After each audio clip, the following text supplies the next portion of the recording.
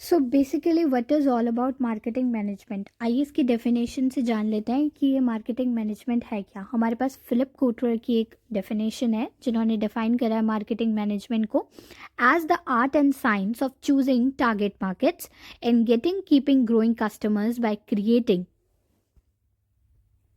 delivering, communicating, and superior customer values.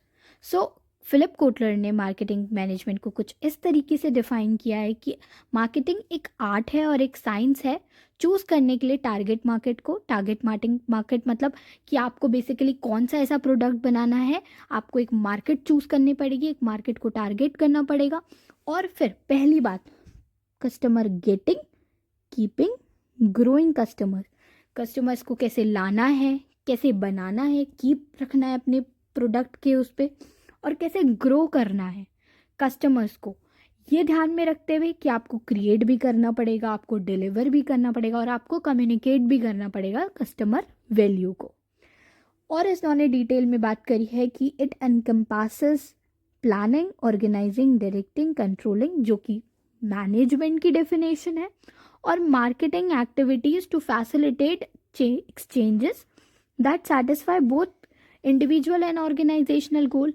ताकि क्या हो, मार्केटिंग क्यों हो रही है? मार्केटिंग इसलिए हो रही है कि वो जो होता है ना एक्सचेंज, जिसको हम बोलते हैं कि ए से लेके बी को सामान दिया जा रहा है, उसको हम बोलते हैं, क्या बोलते हैं उसको हम? Can you guys remember that thing? That is sale. That is sale.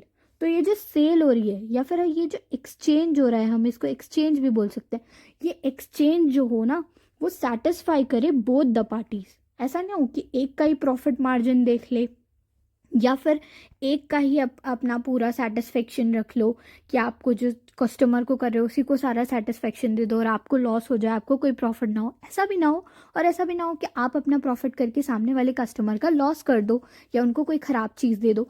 तो बोथ द पार्टीज़ का जब अच्छे से सेटिस्फेक्शन होता है, जब सेटिस्फेक्शन होता है इसी चीज़ के लिए, इसी सिस्टमैटिक चीज़ के लिए हमारी प्यारी मार्केटिंग बनाई जाती है।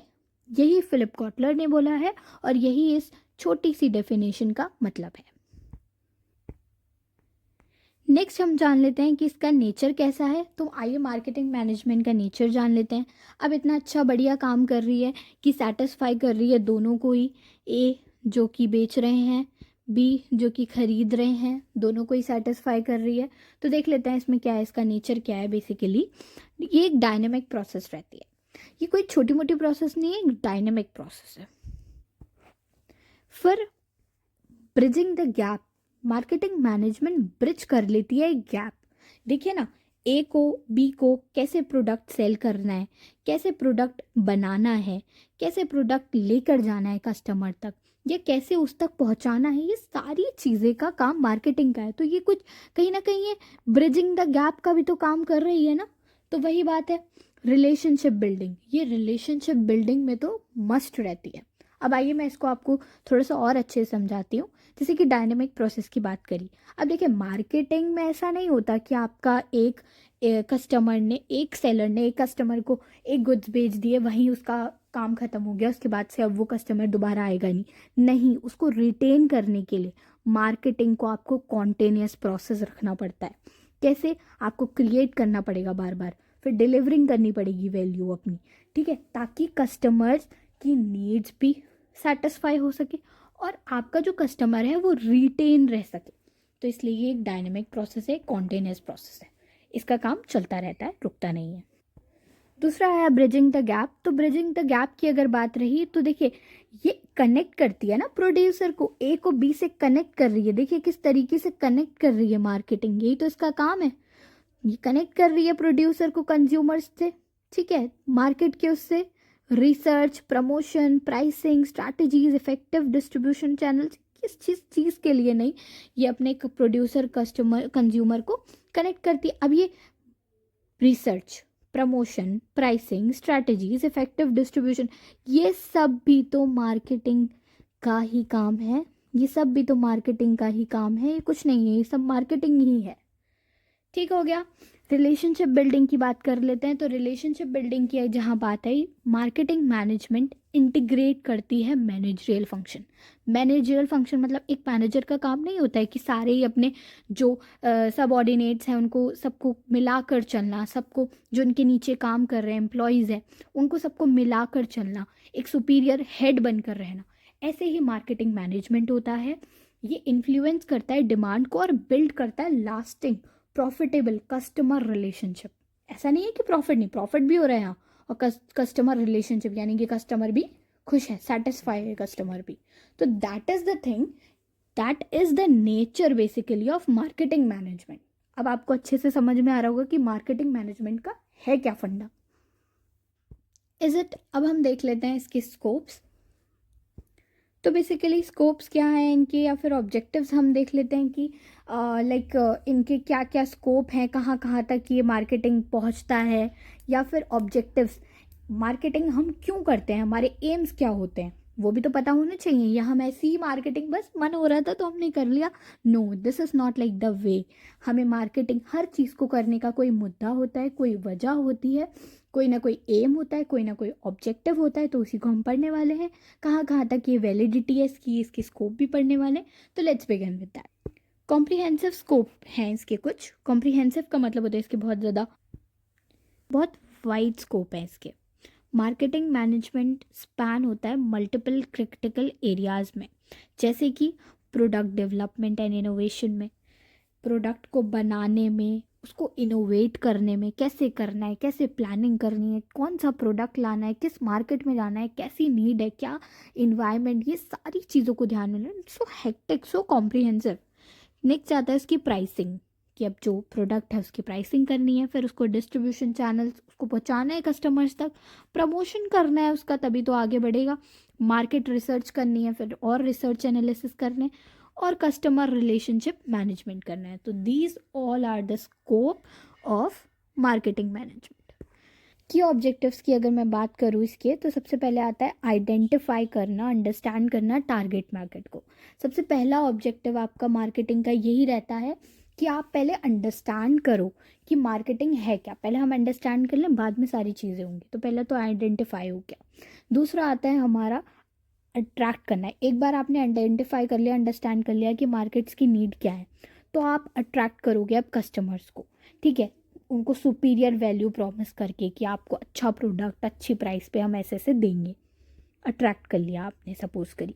अब उन्हें अट्रैक्ट कर लिया, अब वो आपकी तरफ शिफ्ट हो गए, तो आप उन्हें रिटेन कैसे करोगे, उनको मेंटेन करना है, उनको बनाए रखना है। कीपिंग कस्टमर्स हमने पढ़ा था अभी मार्केटिंग में पीछे। ग्रो करना कस्टमर्स को किस चीज़ के साथ, एक ही चीज़ के साथ ग्रो किस चीज़ के साथ हो सकते हैं कस्टमर, ओनली थ्रू सेटिस्फेक्शन, वरना भाग जाएंगे वो आपके कंपटीटर के पास। नेक्स्ट आता है हमारा, एक बार रिटेन और ग्रो भी हो जाते हैं तो आपका ब्रांड बनाने में आपकी रेप्यूटेशन सबसे मेन, रेप्यूटेशन भी बढ़ गई तो अब आप अचीव करेंगे profitable exchange and sustainable growth. ये सबसे मेन आपका ऑब्जेक्टिव रहेगा उसके बाद।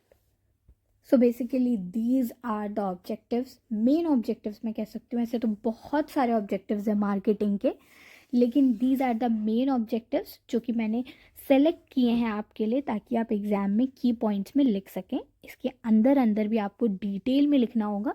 इफ़ यू नो कि आपका हेडिंग क्या है तो अंदर आप अपने आप लिख देंगे।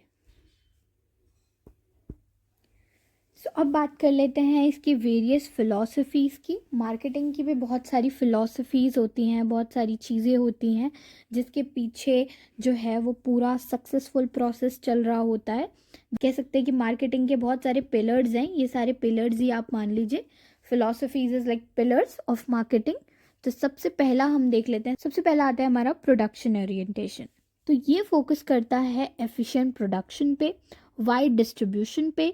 कंपनीज अज्यूम करती हैं कि कंज्यूमर्स की या कस्टमर्स की जो प्रेफरेंस है वो अफोर्डेबल प्रोडक्ट्स पे ज़्यादा मूव करती है। तो आप प्रोडक्शन कुछ इस तरीके से करिए कि आप अफोर्डेबल प्रोडक्ट्स ज़्यादा से ज़्यादा प्रोड्यूस कर सकें। तो प्रोडक्शन का मेन एम जो होता है वो एफिशिएंट प्रोडक्शन पे बेस्ड होता है, कि वाइड डिस्ट्रीब्यूशन के लिए अगर आप चाहते हैं कि आप बहुत सारे कस्टमर्स क्रिएट करें, so you have to produce less less cost और हम कह सकते हैं affordable products for customers. Second हमारे पास आता है प्रोडक्ट ओरिएंटेशन। जैसे हमने पहले बात करी थी प्रोडक्शन ओरिएंटेशन की, अब हमारे पास आता है प्रोडक्ट ओरिएंटेशन। अब प्रोडक्ट ओरिएंटेशन क्या है, इसमें हम प्रोडक्ट की क्वालिटी के बारे में बात करेंगे ऑफ कोर्स। अब जब भी प्रोडक्ट के बारे में सुनो ना तो आपका एक ही दिमाग में आना चाहिए मार्केटिंग पढ़ते हुए, प्रोडक्ट की क्वालिटी अच्छी होनी चाहिए भाई। कभी भी आपसे कोई पूछे कि भाई मार्केटिंग में अगर मैं आपकी राय लूँ कि प्रोडक्ट में हम ऐसा क्या करें, तो आप कहोगे प्रोडक्ट की क्वालिटी अच्छी रखना भाई। इनोवेशन करते हुए आप ध्यान रखना कि प्रोडक्ट की क्वालिटी बेस्ट हो। Superior products will naturally attract customers. ये की लाइन है आपकी, आप इसे नोट कर सकते हो बहुत बढ़िया तरीके से। ये बहुत इंपॉर्टेंट लाइन है कि जो बेसिकली सुपीरियर प्रोडक्ट्स हैं वो नेचुरली अट्रैक्ट कर सकते हैं आपको। किसी लाइक वो सारी चीज़ें प्रमोशनल एडवर्टीजमेंट ये करने की ज़रूरत ही नहीं है। अगर आपका प्रोडक्ट हाई क्वालिटी का है तो लोग खुद अट्रैक्ट होंगे। आपने देखा होगा बड़े बड़े ब्रांड्स के प्रोडक्ट पे लोग खुद अट्रैक्ट होते हैं, इनके ज़्यादा एडवर्टीजमेंट या नहीं बनते हैं ज़्यादा। थर्ड हमारे पास आता है सेलिंग ओरिएंटेशन। अब ये सेलिंग है तो सेलिंग में इसमें क्या होगा कि हमारा ज़्यादा से ज़्यादा सेल हो प्रोडक्ट, ऑफ कोर्स यही बात है। तो heavy emphasis on promotion and sales force effectiveness are required here. Aggressive sale techniques to push products. तो इस चीज़ के लिए ये जो है सेलिंग होती है, यहाँ पे प्रमोशन, यहाँ पे selling techniques and many more. यहाँ पे मेन मार्केटिंग का काम यहाँ रहता है क्योंकि यहाँ बहुत सारी चीज़ें एक साथ हो रही होती हैं। क्योंकि हम चाहते हैं कि हमारा जो प्रोडक्ट है वो घर घर पहुँचे, घर घर फैले और सब हमारे प्रोडक्ट के बारे में जाने, और उसको बेटर बनाने के लिए भी हमें बहुत सारी चीज़ें करनी पड़ती हैं। तो दैट इज़ इम्पॉर्टेंट। नेक्स्ट हमारे पास आता है market orientation. This is also very important topic.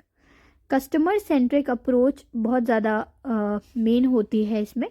पहले जो होता था वो मार्केटिंग में सेलर्स के बेसिस पे जो था वो मार्केट चलता था, लेकिन अब ऐसा नहीं होता है। अब जो है वो कस्टमर सेंट्रिक अप्रोच हो गया है। कस्टमर सेंट्रिक अप्रोच का मतलब है कस्टमर, कंज्यूमर जो है हमारा, कस्टमर को हम कह सकते हैं ये किंग है मार्केट का। Customer is the king of market. अब इसी के हिसाब से होंगी चीज़ें। तो इसका मतलब ये है कि focus on understanding and meeting customer needs and wants profitably. ठीक है, आपको नीड्स एंड वांट्स तो मीट करनी है, कस्टमर की सेटिस्फाई करना है कस्टमर्स को, लेकिन प्रॉफिटेबली। ध्यान में रखिए आपने मेरी बात। आइए फिफ्थ वाला टॉपिक पढ़ते हैं, सोशल मार्केटिंग। सोशल मार्केटिंग में आपका क्या होता है, ये बेसिकली बहुत ही इजी कॉन्सेप्ट है। इसका मतलब होता है कि बैलेंस करना है आप कंपनी को, अपने प्रॉफिट्स को, कस्टमर्स के सेटिस्फेक्शन को और सोशल वेलफेयर को भी। अभी हमने बात की कस्टमर की, अब हमने बात कर ली सेलर्स की। अब ऐसा प्रोडक्ट भी तो आपको बनाना है ना जो प्रैक्टिकली अगर हम सोचें तो सोशल वेलफेयर के लिए भी बने आपका प्रोडक्ट। सोशल वेलफेयर, अब वो कैसे आपका सोशल वेलफेयर होगा? कुछ ऐसे प्रोडक्ट्स होते हैं जो सोसाइटी को हार्म कर देते हैं, कुछ ऐसे इन्वायरमेंटल इश्यूज में आ जाते हैं, बहुत सारी चीज़ें क्रिएट कर देते हैं। तो आपको ऐसी चीज़ें बनानी है जो सोशल वेलफेयर को भी ध्यान में रखें। ठीक है, तो इसलिए ये सोशल कॉन्सेप्ट आप याद रखना कि सोशल वेलफेयर, सोशल से आप याद रखना कि सोशल वेलफेयर की बात हो रही है यहाँ पे, क्योंकि ये सस्टेनेबल बिजनेस प्रैक्टिस है। बेसिकली ये एथिकल बिजनेस में आता है। एथिकल बिजनेस में भी आप इसे पढ़ेंगे, बिजनेस एथिक्स में। This is the very important philosophy of marketing. तो ये बहुत ही मेन टॉपिक्स या फिर हम कह सकते हैं मेन फिलॉसफीज हैं मार्केटिंग की, जिसको पहला है प्रोडक्शन ओरिएंटेशन, दूसरा प्रोडक्ट ओरिएंटेशन, तीसरा सेलिंग ओरिएंटेशन, चौथा मार्केटिंग ओरिएंटेशन एंड लास्ट है हमारा social orientation. So guys that much for today. आज हमने बात करी है बहुत सारे इंपॉर्टेंट टॉपिक्स की, जिसमें से हमने सबसे पहले बात की मार्केटिंग मैनेजमेंट की, जिसमें हमने इंट्रोडक्शन समझी, मार्केटिंग की डेफिनेशन समझी, मार्केटिंग के नेचर समझे, कुछ इसके स्कोप्स एंड ऑब्जेक्टिव्स समझे, एंड लास्टली हमने इसके वेरियस फिलॉसफीज देखी जो कि बहुत ज़्यादा इंपॉर्टेंट है in the marketing series. Next lecture में हम डिस्कस करने वाले हैं द मार्केटिंग मैनेजमेंट प्रोसेस। जिसका ओवरव्यू मैं आपको दे देती हूँ कि सबसे पहला जो आता है हमारे मार्केटिंग मैनेजमेंट में, वो आता है अंडरस्टैंड कस्टमर्स। तो इसकी जो प्रोसेस होती है बेसिकली वो स्टार्ट होती है कस्टमर को समझने से। फिर उसके बाद आता है ग्रो वैल्यू, कि उसको ग्रो करना है। दूसरा आता है हमारा बिल्ड प्रोग्राम, कुछ ऐसा प्रोग्राम बिल्ड करना। और उसके बाद उस स्ट्रैटेजी को डिज़ाइन करना, उसको इम्प्लीमेंट करना हम कह सकते हैं। ये एक सिस्टमैटिक अप्रोच है बेसिकली, जो गाइड करती है कंपनीज को, या फिर इनिशियल मार्केटिंग से लेके अंडरस्टैंड करती है लॉन्ग टर्म वैल्यू क्रिएशन में भी, कि आपको कैसे कस्टमर्स को क्रिएट करना है, कीप करना है और ग्रो करना है। बेसिकली इंश्योर करती है हर डिसीजन अलाइन हो कस्टमर की नीड के साथ और बिजनेस का ऑब्जेक्टिव जो कि मेन है प्रॉफिट, उसके साथ। सो बेसिकली हम कल इसमें डिटेल में बात करेंगे, मैनेजमेंट मार्केटिंग मैनेजमेंट प्रोसेस को डिटेल में पढ़ेंगे। आज के लिए बस इतना ही करते हैं। नेक्स्ट लेक्चर में मैं आपको कल मिलूंगी, तब तक stay tune for that. Also if you are new to this channel, please don't forget to subscribe, like, subscribe and share this channel to your friends, family, so that they can also know the importance of marketing management. Thank you so much, guys.